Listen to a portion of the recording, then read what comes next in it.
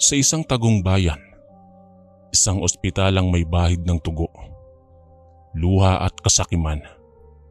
Isang tahimik at malaking pagamutan na kung inyong pagmamasdan ay aakalain niyong isang ordinaryong establishmento lamang. Lingid sa kaalaman ng lahat na sa pagkagat ng dilim ay may misteryong nakakubli sa likod ng ospital na ito. Yun pala ay isang nakakasuklam na ginawang lungga ng mga aswang. Magandang araw. Itago niyo na lamang ako sa pangalang Joselito. Ang kwentong aking ibabahagi ngayon ay napapatungkol sa kalagim-lagim na sinapit ni Teban sa isang ospital. Si Teban ay ang matalik na kaibigan ni Lolo. Nalaman ko ang kakilakilabot at nakakapanindig balahibong istorya ng kanyang buhay dahil palagi siyang naikukwento sa akin ni Lolo. Si Lolo at si Teban ay parehong nagtatrabaho noon sa isang pabrika dito sa Maynila. Isang araw ay nabalitaan ni Teban ang nakalulungkot na pagpanaw ng kanyang ina. Dahil doon ay kaagad siyang nagpaalam sa kanilang amo upang makauwi siya sa kanilang probinsya. Sumakay si Teban ng bus pa uwi. 3 araw ang biyahe bago siya makarating sa kanilang lugar. Inabutan sila ng gabi sa daan. Hindi niya batid kung nasa ang lugar na ba nakarating ang kanilang sinasakyang bus. Alam ni Teban na malayo pa ang kanyang destinasyon, kaya minabuti niya na lang na umidlip.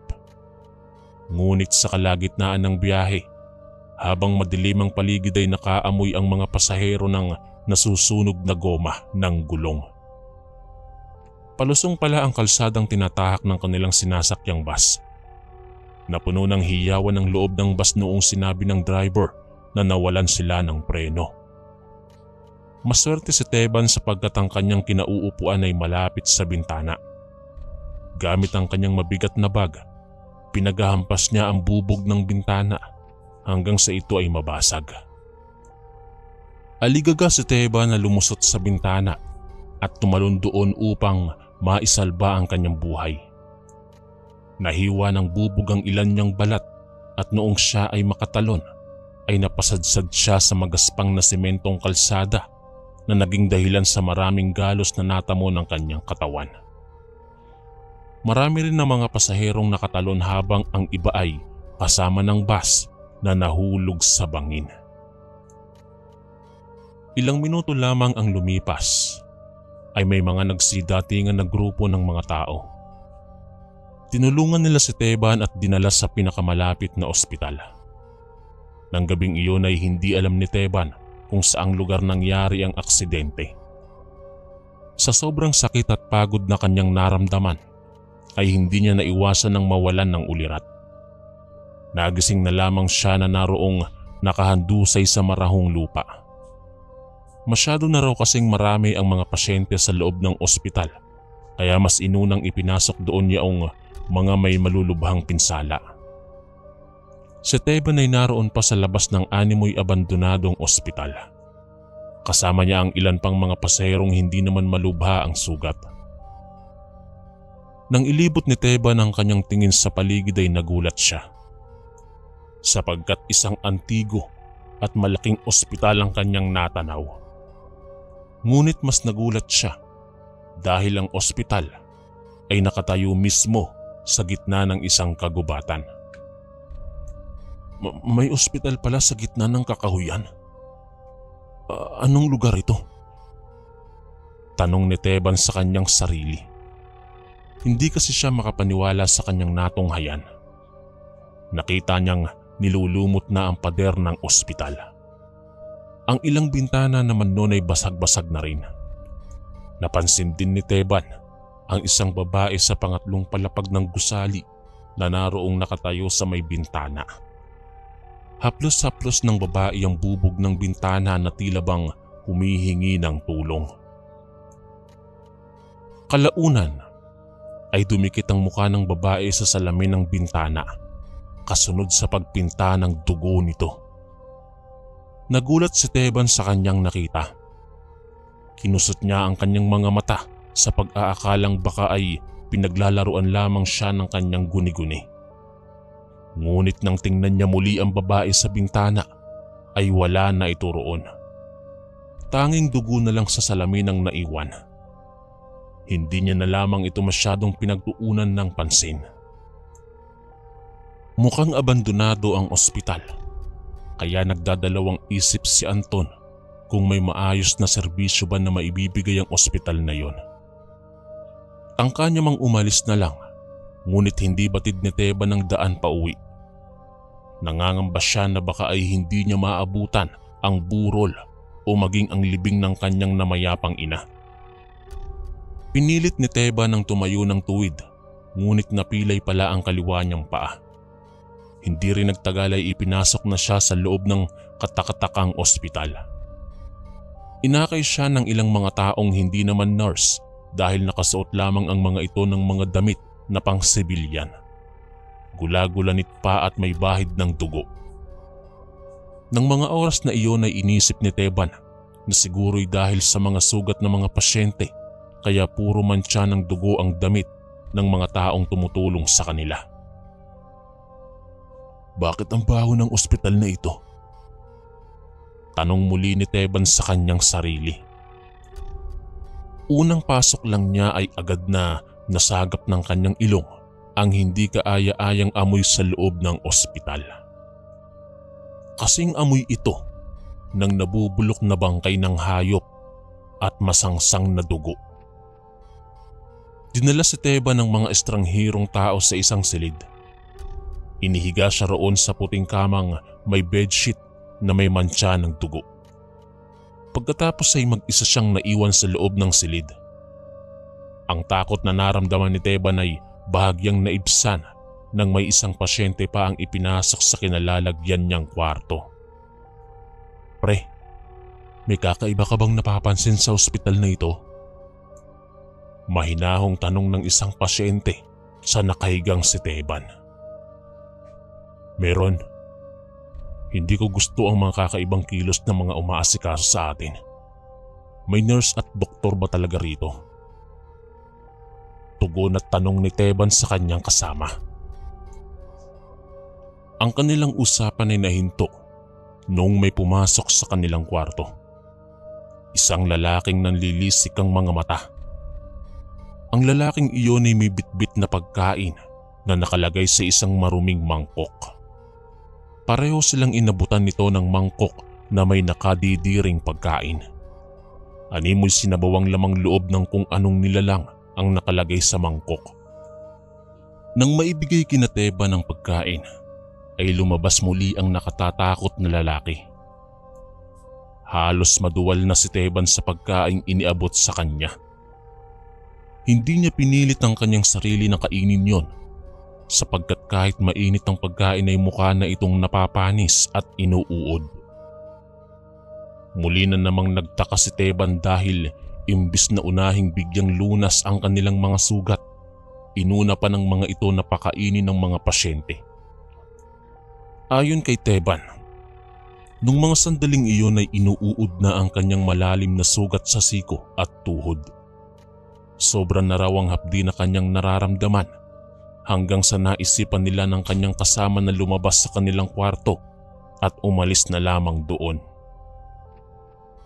Nakakita si Teban ng tabla na ginawa niyang pansamantalang saklay upang mabawasan ang sakit kung ipanglalakad niya ang kanyang kaliwang paa. Marahang binuksan ng kanyang kasama ang pintuan ng kanilang kwarto. Mula sa maliit na siwang ay sinilip nila kung ano ang nangyayari sa labas ng kinaroroonan nilang silid.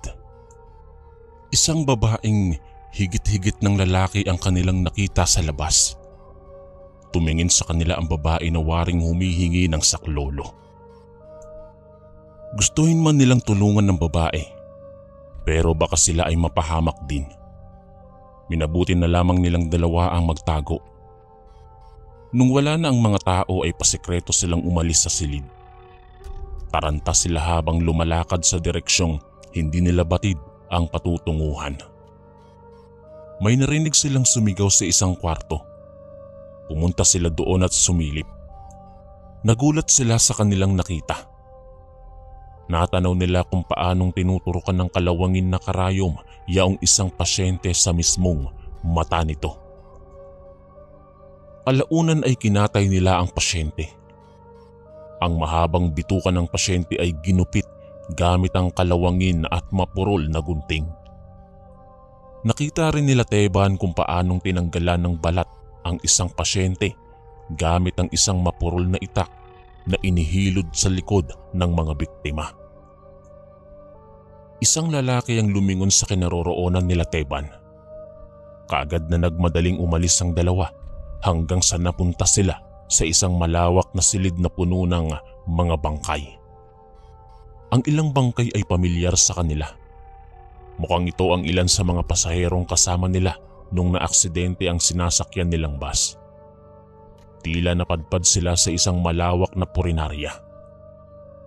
Hanay-hanay ang mga bangkay sa kwartong kanilang napuntahan. Natunugan nila ang pagdating ng mga taong humahabol sa kanila. Kaagad na pumailalim si Teban sa kumpol ng mga bangkay upang hindi siya maamoy ng mga nilalang na hinihinala niyang mga aswang. Sa kasamaang palad ay hindi nakapagtago ang kanyang kasama. Sumigaw ito ng tulong. Agaw buhay na sambit ng kanyang kasama. Pinagtulungan siyang sunggaban ng mga aswang. Kita ni Teban kung paano nilantakan ng mga aswang ang kanyang kasamang lalaki. Nakahilata na iyon sa sahig.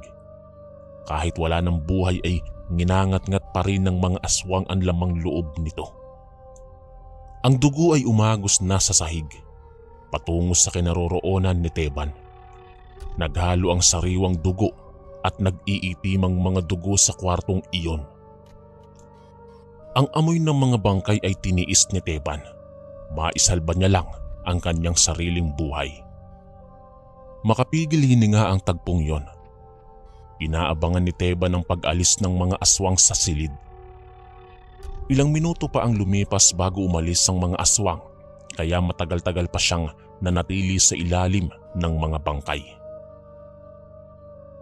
Nang makatiyak na ligtas na siya, ay tumayo si Teban gamit pa rin ang tabla na ginawa niyang saklay. Tsaka siya dumuwal ng dumuwal, bagay na kanina niya pa pinipigilan.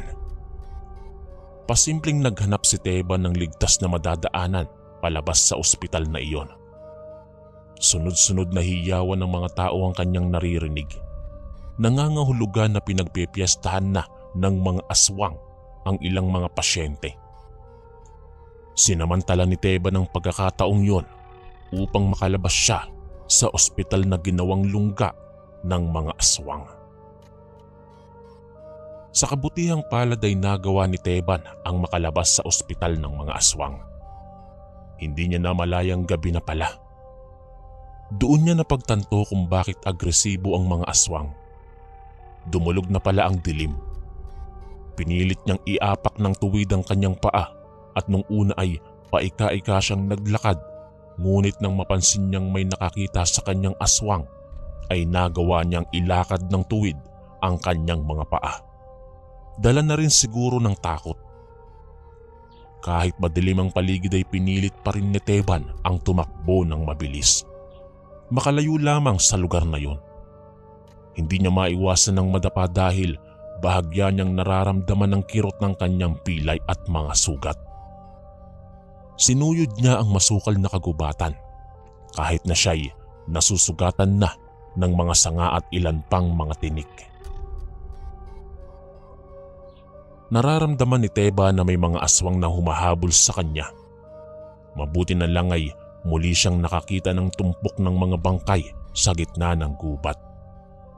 Pumailalim siya roon upang hindi maamoy ang kanyang dugo. Doon na siya nagpalipas ng dilim hanggang sa dumating ang umaga. Labis ang luha na napakawalan ni Teban nung makita niya ang sinag ng araw. Nagtaka na lamang si Lolo nung bumalik si Teban sa kanilang pinagtatrabahuhan na sugatan ito at gula-gulanit ang damit. Pinili raw na bumalik ni Anton kaysa ang tumuloy sa probinsya dahil wala na itong pera. Ikinuwento ni Teban kay Lolo ang kakilakilabot na karanasang dinanas niya sa ospital na ginawa ng lungga ng mga aswang. Tanging si Lolo lamang ang naniwala sa kanya. Tinanong ni Lolo kung saang lugar matatagpuan ang ospital na tinutukoy ni Teban. Ngunit tuluyang nasiraan na ng bait si Teban. Naalis na rin ito sa trabaho. Nagalo-halo na raw kasi ang trauma at problema ni Teban na naging sanhi ng kanyang pagkabaliw. Hindi rin kasi nito nadalaw at nakitang ilibing ang nooy na mayapa niyang ina. Hanggang ngayon ay nagsasalita ng mag-isa si Teban. 72 taon na siya at hindi na namin makausap ng matino. Nagsusumigaw siya sa tuwing may nakikita siyang bus. Magpasa hanggang ngayon, naluluha pa rin ang aking lolo sa tuwing maikikwento niya ang karanasan ng kanyang kaibigan. Walang nakakaalam at nakatuklas sa mahiwagang ospital na yon dahil hindi na ito naituro ni Teban nung matino pa siya. Naging bulong-bulungan din ito sa aming lugar at kumalat din ito, dahilan para mag-alala ang mga taong nakarinig. Hindi man kapanipaniwala ang lugar na yon, ngunit hindi ko ninanais na mapadpad sa karimari-marim na lugar na yon na tinatawag nilang ospital na ginawang lungga ng mga aswang. Hanggang dito na lang po ang aking kwento.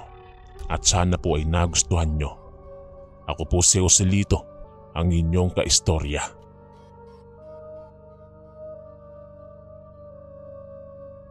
Magandang araw Kuya Chris. Ganoon din sa lahat ng mga kaistorya na masugid na nakikinig. Ako po si Berting. Hindi ko po tunay na pangalan. 48 taong gulang at kasalukuyang nakatira dito sa Mindanao. Ang kwentong aking ibabahagi ngayon ay patungkol sa mga pilyong engkanto. Isang istoryang hango mismo sa tunay na karanasan ng aming pamilya. Bata pa lamang ang aking anak na si Protasio. Hindi na niya hilig ang makipagkaibigan sa mga kapwa niya bata. Wala po siyang kapatid at nakasanayan niya na ang maging mapag-isa. Hindi siya basta-bastang napapatawa ng mga simpleng biro lamang. Hindi siya sanay na makipag-usap lalo na sa mga taong hindi niya naman lubusang kakilala. Nasa gitna po kasi ng isang kagubatan ng aming malaki at lumang bahay. Sa tuwing may nakikita po si Protasio na mga taong bumibisita sa amin ay agad na nagtatago ang aking anak sa kanyang madilim na kwarto. Nakasanayan niya na rin ang magmasid-masid sa labas ng bintana ng kanyang silid. Kinagiliwan niya na po yata ang makinig sa mga naglalawiswisang mga sanga ng puno. Madalas, habang abala siyang nakarungaw sa bintana ay tila bang may sinasagap na kaluskos ang kanyang mga tenga. Nang tanungin ko siya, may mga taghoy raw siyang naririnig. Mga bulong na sumasama sa ihip ng malamig na simoy ng hangin. Wari bang may naguutos daw po sa kanya na ihakbang ang kanyang mga paa patungo sa pinakapusod ng gubat. Naglalakad rin po siya kahit tulog, lalo na kung gabi. Madalas siyang mawala ng malay at nawawala. Kung minsan ay nakikita na lamang namin siya na naroon sa gitna ng gubat. Madalas naming nakikita ng aking asawa na itatago ko na lamang po sa pangalang Marisa na madalas naming nakikita na nagsasalita si Protasio ng mag-isa sa harapan ng puno. Nang tingnan namin kung sino ang kanyang kalaro, wala kaming nakita. Nagtataka rin kami kapag naririnig naming tumatawa ang aming anak sa loob ng kanyang kwarto. May gabi rin ang ingay-ingay niya sa loob ng kanyang kwarto. Para siyang may kausap. May kalaro siya na hindi namin nakikita. Isang gabi ay naabutan namin siyang lumulundag-lundag sa kanyang higaan. May mga naririnig din kaming mga nakakakilabot na tawa sa kwarto ni Protasio. Lalo na kung hating gabi Nang minsan namin siyang silipin, naabutan namin ang aking asawa na nagtatago ang aming anak sa ilalim ng kanyang kama. Animoy nakikipagtagu-taguan po siya sa kung kanino. Nagtataka rin kami dahil habang nakikipagtagu-taguan ang aming anak ay naabutan naming nakabukas ang bintana ng kanyang kwarto. Kinabukasan ay nagpasya na kaming dalhin siya sa psychiatrist. Ngunit lumabas sa resulta na normal lamang ang isip ni Protasio. Dahil doon ay bahagya kaming napanatag.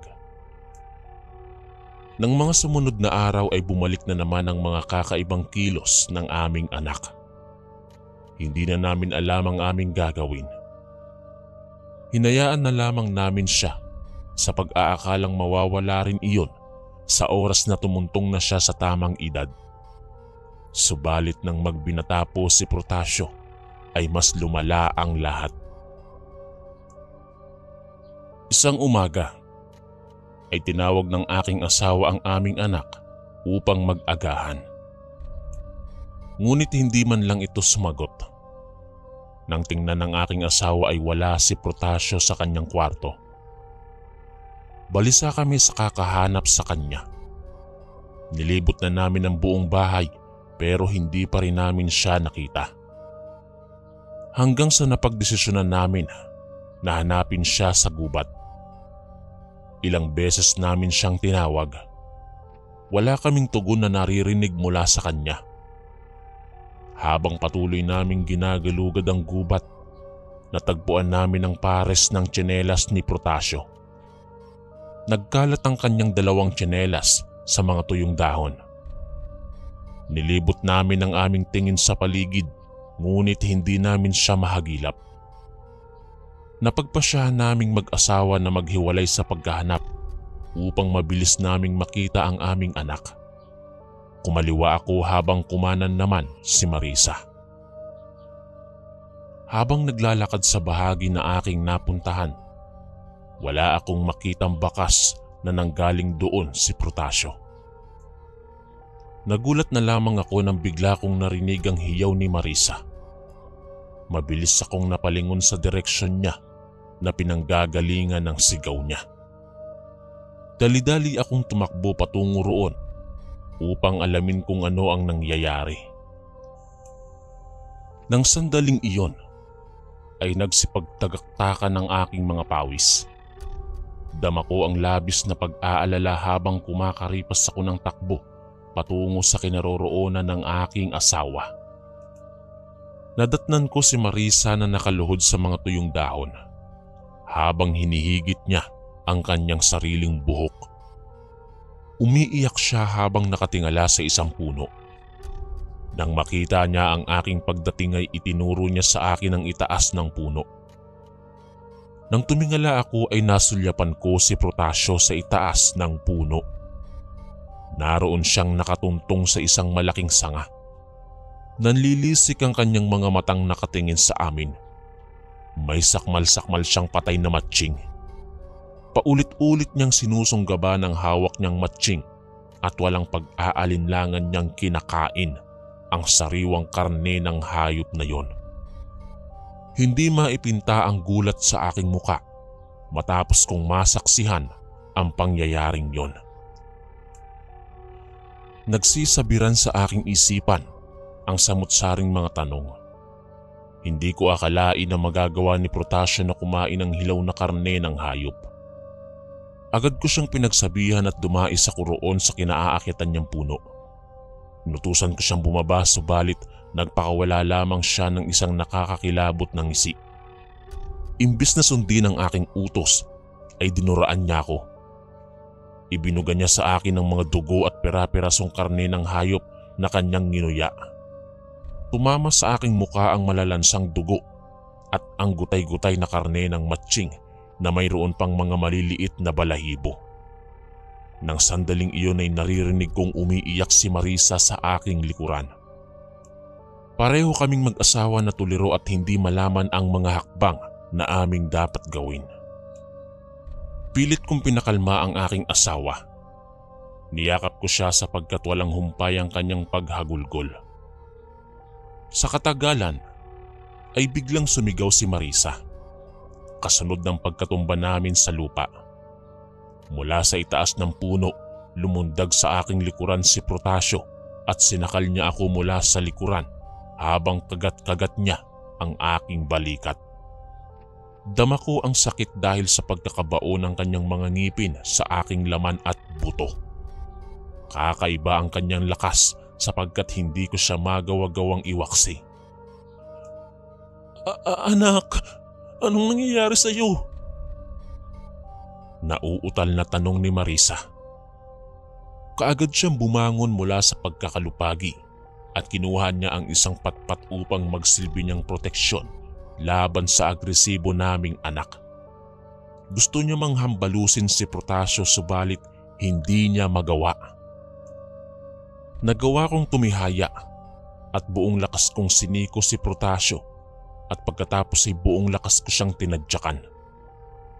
Nang makatayo ay agad kong inagaw ang patpat na hawak ni Marisa nang muling umatake si Protasio patungo sa aming direksyon. Agad ko siyang sinalubong ng isang malakas na hambalos gamit ang patpat.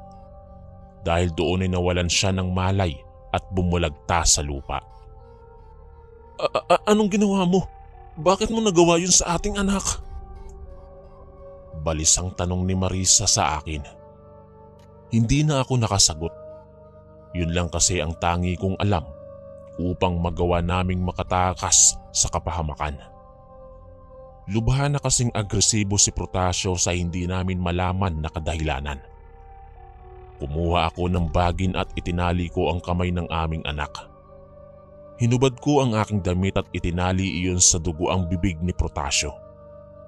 Dinala namin siya pabalik sa aming bahay at pagkatapos ay minabuti ko siyang itali sa kanyang kwarto. Napag-usapan namin ni Marisa na dalhin si Protasio sa mental hospital pero hindi pumayag ang aking asawa. Mas gusto niyang siya ang mag-alaga sa aming anak. Hindi niya kayang ipaalaga si Protasio sa iba. Habang abala kaming nag-uusap, ay bigla na lamang na nagsumigaw si Protasio sa kanyang kwarto. Dali-dali kaming umakyat ni Marisa patungo roon upang alamin kung ano ang nangyayari. Nung mabuksan na namin ng pintuan ay nakita naming nagpupumiglas si Protasio sa kanyang kinahihigaan at pilit niyang inaalis ang mga taling nakatali sa kanyang magkabilang paa at kamay. "Pakawalan niyo kami! Pakawalan niyo kami!" Malagong boses na saad ni Protasio. Animoy may pinagsama-samang malalamig na boses ang lumabas sa kanyang bibig. Nagulat kami ni Marisa sa inusal ng aming anak. Nag-iisa lang kasi siya pero ang kanyang sinabi ay may pakahulugang mayroon siyang ibang kasama. "Berting, nasasaktan ng anak natin. Pakawalan na natin siya." Suhestyon ni Marisa. Bakas sa kanyang muka ang awa na nararamdaman niya sa aming anak. Awang-awa na rin naman ako kay Protasio, Kuya Chris. Pero natatakot ako sa kalagayan naming mag-asawa. Mas ginusto kong hindi siya pakawalan para sa kaligtasan namin ni Marisa. "Hindi natin siya pwedeng pakawalan. Tingnan mo ang anak natin. Mapapahamak lang tayo kung pakakawalan natin siya." Masamang nakatingin sa amin si Protasio. Ang kanyang titig ay mabalasik na animoy gusto kaming patayin. Minainam na lamang namin na muling isarado ang pintuan ng kwarto at iniwan doon si Protasio. Maya-maya lamang habang nag-uusap kami ni Marisa ay naulinigan naming may kumalabog sa labas ng bahay. Para bang may lumundag mula sa itaas. Nang tingnan namin si Protasio sa kanyang kwarto, wala na siya roon. Tanging mga bigtas na tali na lamang ang aming nadatnan sa kanyang higaan. Napansin kong nakabukas ang bintana, kaya agad akong nagtungo roon. Malakas ang kutob ko na roon dumaan si Protasio. Nang silipin ko ang labas ng bintana ay namataan namin si Protasio na nakaluhod sa lupa habang nakasubsob. Tinawag siya ni Marisa. Nung una ay hindi siya lumingon, pero kalaunan ay lumingon ito, bitbit ang isang nakakatakot na ngisi. Sa pangalawang pagkakataon ay duguan na naman ang kanyang bibig. May mga balahibo pa sa kanyang pisngi. Nang tingnan ko ang kanyang hawak ay may hawak siyang isang patay na manok. Isa sa mga alaga kong manok. Napasapo na lamang si Marisa sa kanyang bibig dahil sa tagpong yon. Halos mahimatay siya sa aming nasaksihan, pero pilit ko siyang pinakalma. Lumabas kami ng bahay at maayos naming kinausap si Protasio upang hindi siya magwala. Mapagkalinga akong dumais sa kanya upang hindi siya maging agresibo. Natuwa ako dahil hindi niya ako sinaktan. Subalit nang hinawakan ko na ang kanyang braso, muli siyang naging agresibo, ngunit hindi ako nagpatinag. Agad ko siyang nahuli at maayos na naibalik sa kanyang kwarto. Nang maitali ko na siya sa kanyang higaan, ay patuloy pa rin siyang nagpupumiglas. Kakaiba ang tinig na lumalabas sa kanyang bibig. Wari bang sapaw-sapaw ang kanyang boses, kaya sobra ang lagong. Nakakatakot ang kanyang bawat angil na pinakakawalan. Tinagpian ko ng plywood ang bintana upang hindi na siya muling makatalon doon. Pilit ko siyang pinatatahimik pero hindi siya nakikinig. Hinayaan ko na lamang siyang nagsusumigaw sa loob ng kanyang kwarto. Lumabas na lamang ako upang makapagpahinga. Subalit hindi ko magawa ang makapagpahinga ng maayos sapagkat naririnig ko ang angil at sunod-sunod na sigaw ni Protasio. Hindi ko maiwasang mapaluha sapagkat pakiramdam ko ay pinaparusahan ko ang sarili kong anak. "Saan ka pupunta?" tanong ko kay Marisa. May bitbit siyang mangkok ng pagkain. Balak niyang pakainin si Protasio ng lutong pagkain dahil palaging hilaw na karne ang nakikita naming kinakain nito. Binalaan ko si Marisa na wag nang pumunta sa kwarto ng aming anak. Ngunit hindi siya nagpaawat. Wala na rin akong nagawa kung di ay ang hayaan siya sa gusto niyang gawin. Nagulat na lamang ako dahil biglang tumahimik si Protasio nang makapasok na si Marisa sa kwarto. Kinabahan ako dahil baka kung napano na si Marisa sa loob kaya umakyat ako sa kwarto upang tignan ang nangyari. Naratnan ko roon na pinakawalan ni Marisa ang aming anak. Pinapakain niya ito ng kanina'y pagkaing dala niya. Natuwa ako habang pinagmamasdan ko ang aking mag-ina. Buong akala ko ay hindi namin magagawang paamuhin si Protasio pero nagawa iyon ni Marisa. Nagawa niyang pakalmahin ang aming anak. Isang gabi ay kinantahan niya si Protasio ng pampatulog kahit binata na ang aming anak. Haplos-haplos ni Marisa ang ulo ng aming anak habang mahimbing ito na natutulog. Lubos kong hinangaan ang aking asawa sa kanyang ginawa. Simula ng araw na yon ay hindi na naging agresibo si Protasio. Pakiramdam namin ay bumalik na sa maayos ang pag-iisip ng aming anak. Dahil doon ay hindi na namin siya ikinulong sa kanyang kwarto. Dahil sa pag-aalaga kay Protasio ay halos maubos na ang aming ipon na pera. Ilang linggo na po kasi akong hindi nagtrabaho para lamang mabantayan ang aming anak. Sa pangamba na baka maubusan ng pera, nagpasya kami ni Marisa na bumalik sa aming pinagtatrabahuhan sa bayan. Nagkasundo kaming dalawa na kumuha na lamang ng magiging kasambahay. Kampante kaming kumuha ng kasambahay sapagkat maayos naman ang kalagayan ni Protasio. Batid naming hindi na ito gagawa ng anumang kakaibang kilos. Habang nagdidilig si Protasio ng halaman, sabay naming pinagmasdan ni Marisa ang aming anak. Dahil nakita naming nauutusan na siya at mukhang hindi na siya nasisiraan ng bait. Inakala naming hindi na niya gagawin ng mga gawaing hindi ginagawa ng mga normal na tao. Upang makasiguro na maayos na mababantayan ang aming anak, Pinili kong ang pamangkin ko na lamang na si Josephine ang magbantay kay Protasio. Nang dumating si Josephine sa aming bahay, ay galak na galak siya. Tuwang-tuwa siya dahil noon niya lang ulit nakita ang kanyang pinsan. Ngunit mababaka sa mukha ni Protasio na hindi siya natutuwa kay Josephine. Gayunpaman ay hindi ko iyon masyadong pinagtuunan ng pansin dahil baka ay naninibago lamang si Protasio. Hindi kasi siya sanay sa ibang tao. Masaya naming iniwan ni Marisa ang dalawa. Buong araw kaming kumayod ng kumayod upang magkaroon ng pera. Nang hapon na, sabik kaming umuwi bitbit ang mga pasalubong na paboritong kainin ng aming anak. Nang makauwi ay naratnan naming nakabukas ang pinto at bintana ng aming bahay. Sa loob ay mga nakatiwangwang na kagamitan ang aming naabutan.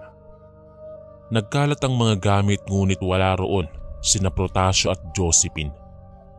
Dahil doon ay nagkatitigan kami ni Marisa at parehong nagsimulang kabahan. Muli ay humantong na naman sa punto ng hanapan. Hindi namin matagpuan sa loob ng bahay ang dalawa. Nagtungo ako sa kusina upang sana ay kumuha ng patalim na gagamitin ko dahil hahanapin namin ang dalawa sa gubat. Napansin kong nawawala sa kusina ang itak. Hindi ko na lamang hinanap pa ang itak at minainam na magtungo na sa kagubatan upang hanapin sina Protasio. Magdidilim na kasi at ayaw naming mag-aksaya pa ng oras. Salitan naming tinatawag ang pangalan ng dalawa pero walang sumasagot. Sa aming nadaanan ay may napansin kaming mga dugo sa mga dahon. Pansin din namin ang bakas sa lupa na dinaanan ng kung sino dahil paldas ang mga dahon. Tila bang may bagay na hinigit doon. Sinundan namin ang paldas na daan at bakas ng dugo sa mga dahon hanggang sa dinala kami ng aming mga paa patungo sa isang malaking puno.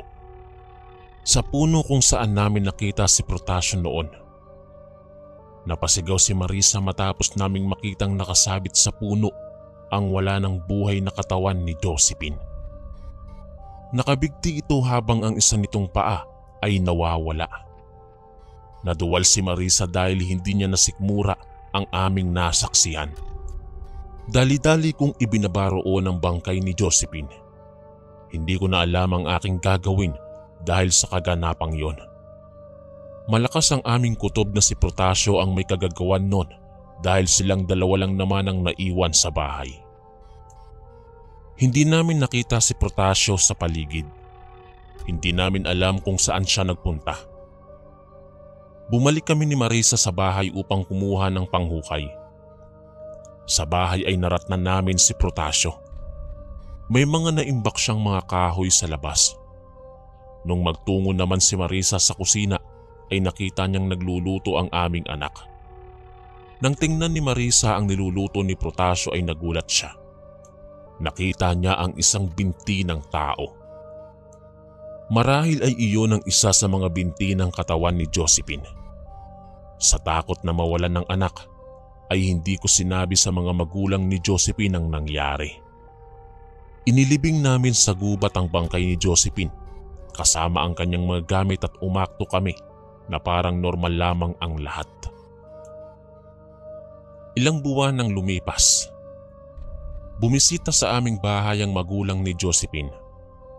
Namimiss raw nila kasi ang kanilang anak at hindi na umuuwi. Nagsinungaling ako sa kanila. Pinalabas kong matagal nang umalis si Josephine. Nung una ay hindi naniniwala ang tatay ni Josephine. Kaya nagawa pa nitong tingnan ng mga kwarto sa bahay. Nang buksan nila ang kwarto ni Protasio ay nagulat sila matapos nilang makita na nakatali ang aming anak. "Bakit niyo itinatali ang anak niyo?" tanong ng tatay ni Josephine. Napagsabihan niya kami. Pagkatapos ng mahabang diskusyon ay umalis na rin ang mga ito. Pilit na pinaniniwalaan nila ang kanilang mga hinala na siguro ay nakipagtanan na si Josephine sa kasintahan nito. Nang oras na iyon ay kinakabahan ako. Buong akala ko ay mabubuko na ako sa pagtatakip na ginawa ko sa aming anak. Maluwag akong nakahinga nang makaalis na ng tuluyan ng magulang ni Josephine. Napansin namin na habang tumatagal ay mas lalong nakakapurwisyo na si Protasio. Napagkasunduan na naming mag-asawa na dalhin ang aming anak sa mental hospital. Ayaw naming humantong sa punto na may buhay na namang mawawala. Kinumbinsi namin si Protasio na lumabas ng bahay at magtungo sa bayan. Pero hindi siya pumapayag. Mas nagwawala lamang siya at nagiging agresibo. Muntikan niya na akong mapatay kaya minainam kong ikadena na siya sa higaan upang panigurado na hindi na siya makakawala. Kinakandado ko na rin ang kanyang kwarto ng 5 beses, lalo na kung may trabaho kami ni Marisa. Isang araw, habang papasok ng trabaho, ay may nakasalubong kami ni Marisa na isang matandang lalaki. Tingin ito ng tingin sa amin ni Marisa. Pagkatapos ay pilit kaming kinakausap. Umiiwas kami ni Marisa pero sunod pa rin ang sunod ang matandang lalaki. Dala ng kakulitan ng matanda ay minabuti naming pakinggan ang kanyang nais sabihin. Sinabi nito sa amin na nararamdaman niya raw na may problema kaming mag-asawa. Batid daw ng matanda iyon na nasa isang malubhang kalagayan ang aming anak. Nagulat kami ni Marisa dahil nalaman ng matanda ang patungkol sa aming anak. Maya-maya lang ay nagpakilala siya sa amin at sinabi niyang isa siyang albularyo at dating manghuhula. Ayon sa matanda, ay kaya niya raw natulungan ng aming anak. Ngunit tumanggi si Marisa. Sinabi niya sa matanda na ipapagamot namin si Protasio sa isang doktor at hindi sa isang albularyo na manloloko lamang. Hindi kayang gamutin ng mga doktor ang mga bagay na kagaya ng nangyari sa anak niyo. Turan ng matanda, habang ang kanyang mga tingin ay tila bang seryoso. Bakas sa tono ng kanyang pananalita ang pagiging desidido na tumulong. Gulong-gulo ako kung ano ang nais niyang iparating. Kinakabahan ako sa tuwing nagsasalita ang matanda. Ano po ang ibig niyong sabihin? Tanong ko sa matanda. Hindi niya ako sinagot. Bagkus ay binigay niya lang sa akin ng isang papel na naglalaman ng kanyang address. Pagkatapos ng usapang yon, ay agad na nagpatuloy ang matanda sa paglalakad.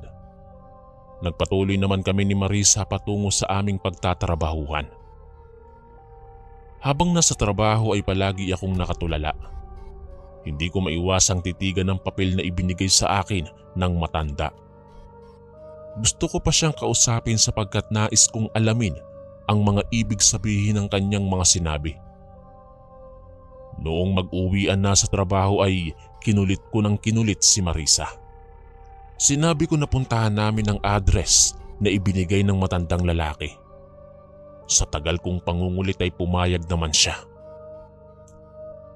Agad kaming dumiretso sa bahay ng matanda at nang makapasok sa kanyang bahay ay doon namin nakumpirma na totoo nga siyang albularyo.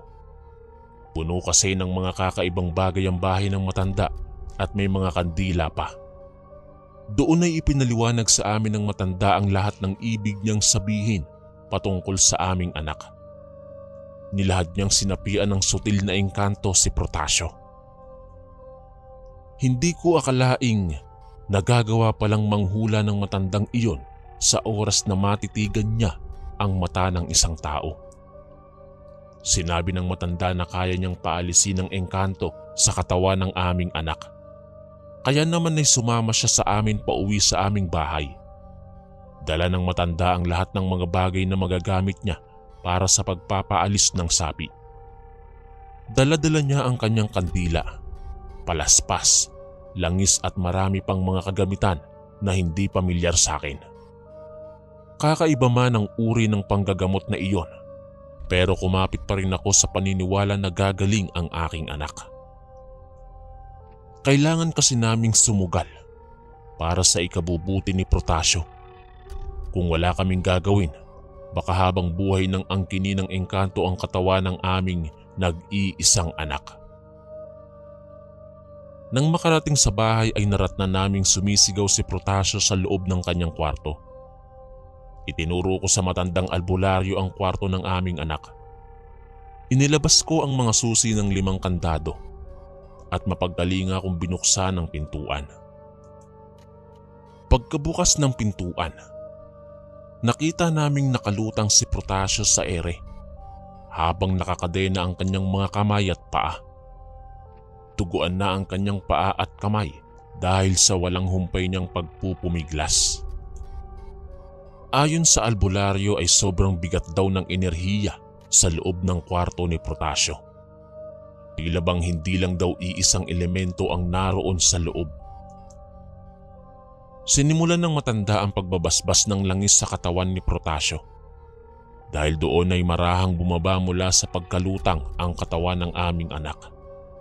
Nagsindi ng mga kandila ang albularyo sa palibot ng kamang kinatatalian ni Protasio.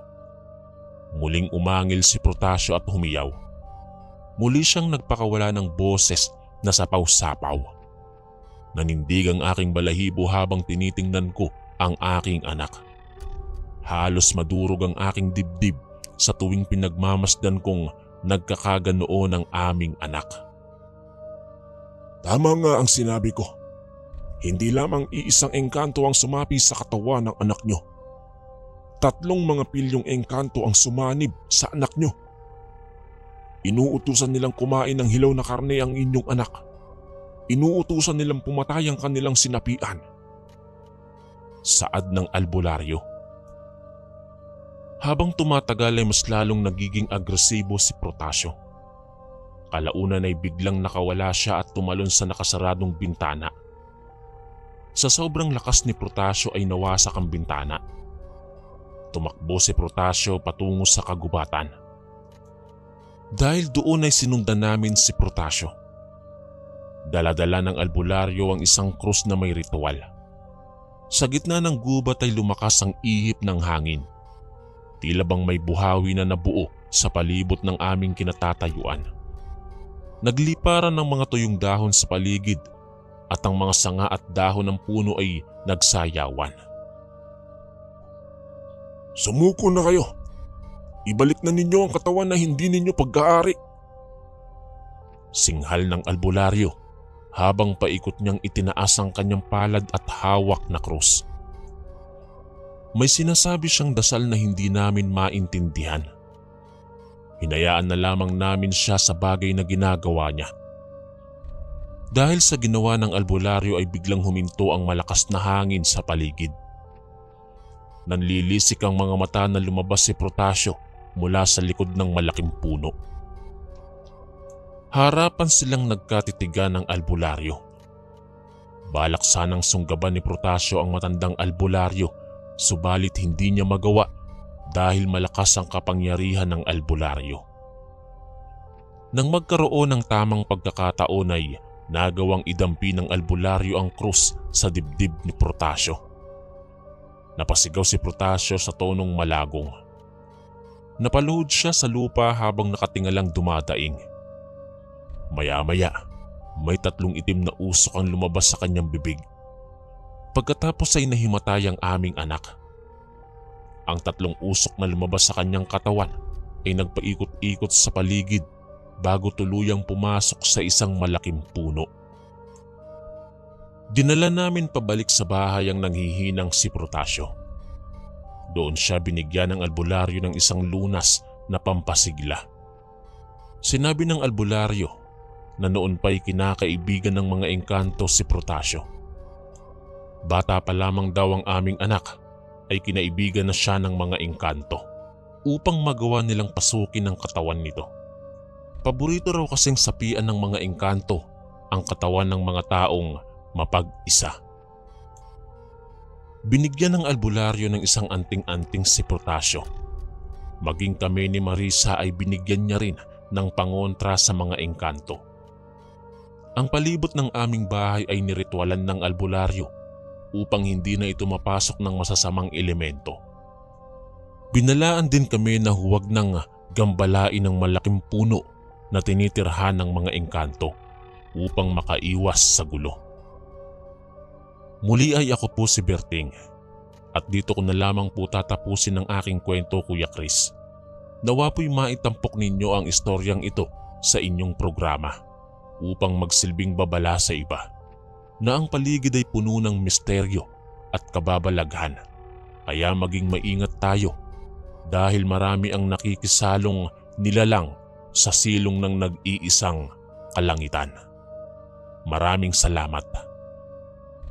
Maraming salamat po mga kaistorya sa pakikinig at kita-kits po ulit bukas para sa isa na namang nakakatakot na kwento. Ito po si Kuya Chris, ang inyong kaistorya. God bless po at ingat po lagi.